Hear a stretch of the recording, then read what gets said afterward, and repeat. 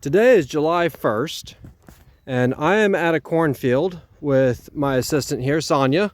Say hi. Hi. Today we're scouting field corn for stink bugs.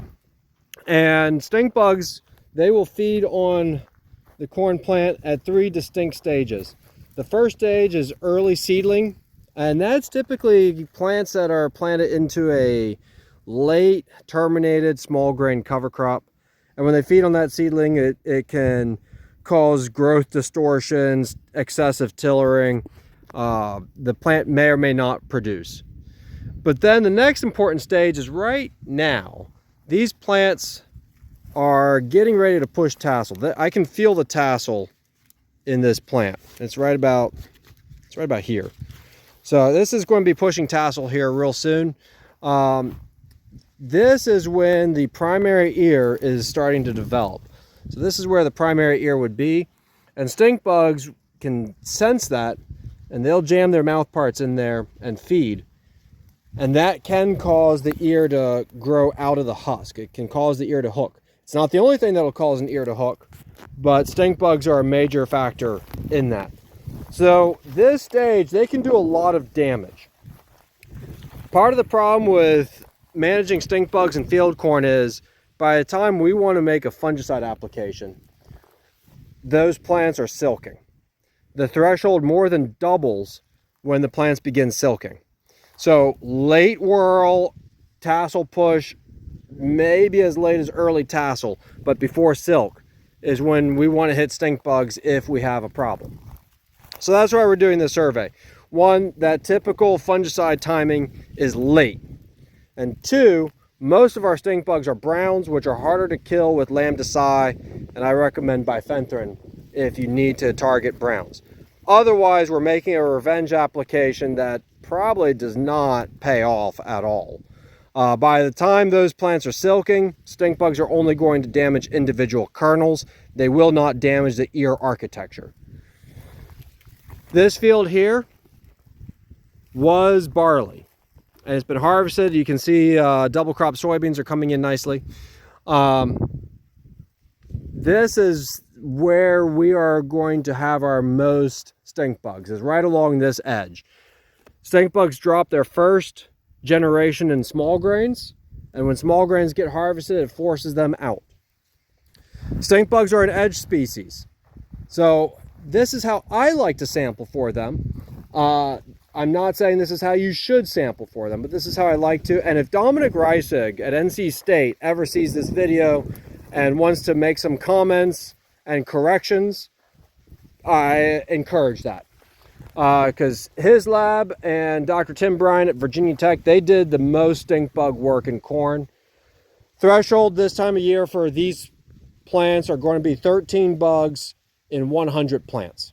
We use a partial plant sampling method. I'm going to pass the phone off to Sonia, and we're going to go about 4 or 5 rows in.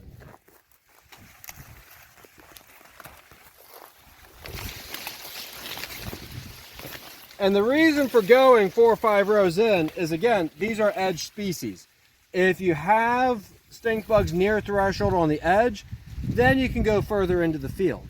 But if you don't have them near the edge, you're more than likely not going to have them further into the field. Cornfield perimeters are really big. Pay attention to grassy margins. Wooded margins to a much lesser extent. Grassy margins, though, that's where brown stink bugs will concentrate themselves.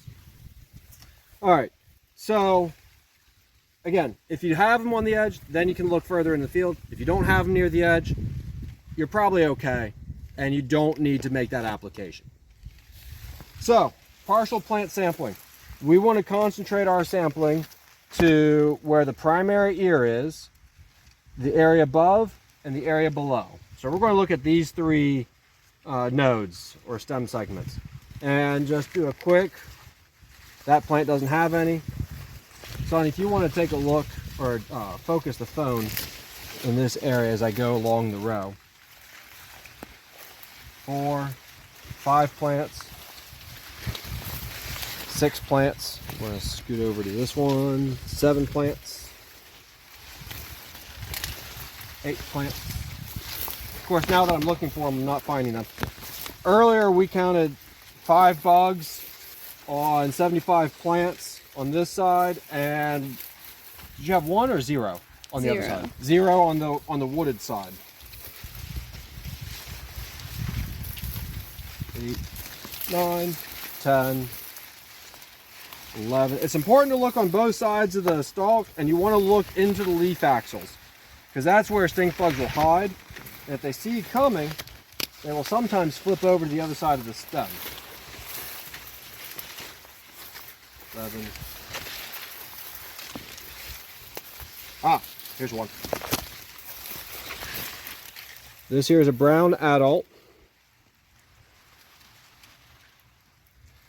But that was on our probably 15th, 16th plant. I lost count because I started looking for stink bugs.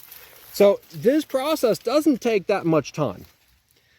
If the field is above threshold, you'll want to hit it before silking. Once it starts silking, then the threshold more than doubles, which does make it a little funny with timing a fungicide. Maybe it's a little early on the fungicide. Talk to Alyssa Betts, our plant pathologist. Now you might say, well, I'm going to go across the field. I know I've got some stink bugs, and there might be a little bit of Japanese beetle here and there, which this field doesn't have any. I'm just going to go ahead and put that lambda-ci in, because it's really cheap, $2 an acre. This is an 80-acre field. That's $160 in product. It takes maybe 20 minutes to kind of drive around the edge of a field and do a quick sample like what we just did. 20 minutes versus $200. That's a pretty decent hourly rate if you think about it. So I think that this actually kind of pays off. Fields that are at the greatest risk, again, are going to be those bordering a former small grain. Fields that aren't bordering small grain, probably not going to have a significant brown stink bug presence. So I hope that helps with your decision making here in the next 2 weeks as most of our field corn gets ready to push tassel. I saw a fungicide go out this morning with a spray plane. So this video may or may not get to you in time. But keep that in the back of the mind as we move forward. Oh, real quick here. This is what stink bug feeding will look like on seedlings. So we got this row of spots and it's jagged. These are jagged holes. These aren't nice round holes like worms. This is from a stink bug inserting its mouth part when this plant was real small. This plant obviously has been set way back, and there's a few different reasons why that might be. Not necessarily stink bug related. Probably wasn't. There's a handful of diseases that'll do that. Maybe it was just a really bad punky seed. But anyway, I hope that helps. If you have any questions, feel free to reach out to the Extension Entomology Lab at University of Delaware anytime.